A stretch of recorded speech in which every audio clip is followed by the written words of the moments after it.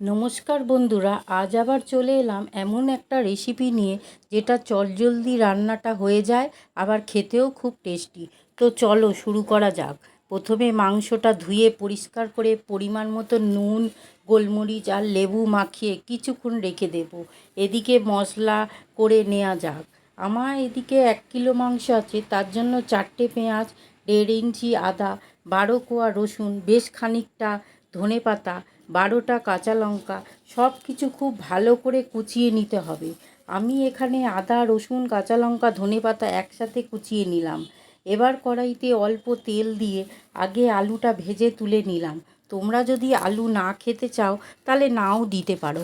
এবার ওই তেলেই 1 চামচ ঘি দিয়ে ঘিটা গরম হলে 4টে এলাচ, একটা শুকনো লঙ্কা, একটু দারচিনি, একটা তেজপাতা দিয়ে সুন্দর গন্ধ বেরোলে মাংসগুলো দিয়ে একটু নেড়ে চেড়ে ভেজে নিতে হবে।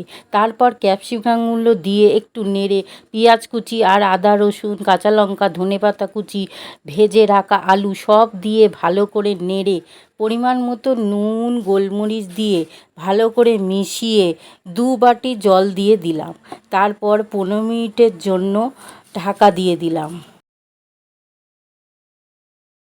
এবার ফিরে এসে স্বাদ মতন একটু চিনি আর কুচনো ধনেপাতা ছড়িয়ে ভালো করে নেড়ে নামিয়ে নিলেই ভীষণ টেস্টি মুখ ফাটাফাট রেডি।